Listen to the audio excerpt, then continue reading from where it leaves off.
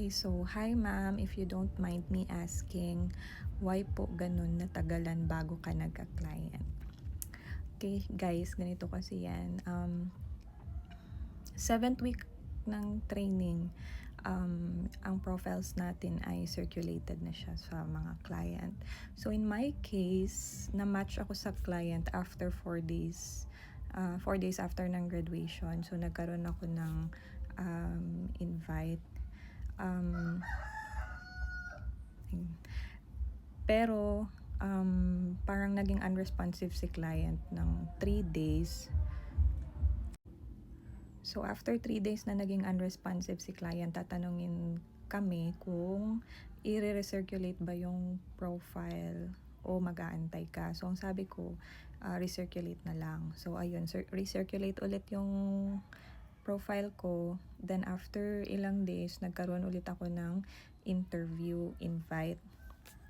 Nag-push through naman siya. Pero after ng interview, naging unresponsive ulit si client. So pangalawa na yun. Ang pangatlo naman, na-interview ako, may kasama yata akong isa or dalawang HVA din.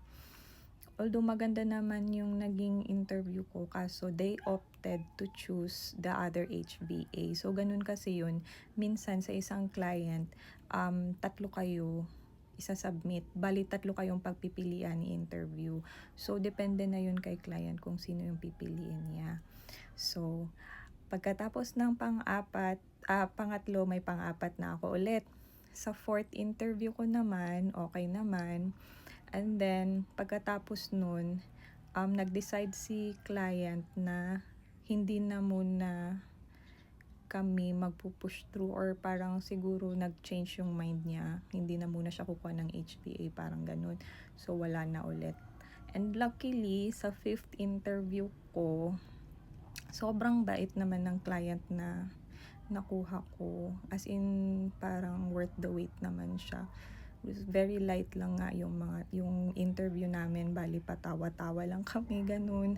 Tapos on that day talaga, kinonfirm agad na tanggap na ako. Tapos isa-set up na yung time doctor on that day kasi Thursday yun. Gusto ni client mag-start na ako agad Monday. Ganun siya kabilis. Bali, yun, na-set up na yung time doctor. Pagka Friday, onboarding na yung mga kailangan ko sa work na i-download na. And then Monday, nag-start na ako sa client ko. May manok, ayun. So, ganun siya guys. Depende sa client na mapupunta sa inyo. Minsan yung iba, maswerte na isang interview lang. Minsan yung iba sa graduation may clients na. So, ganun siya.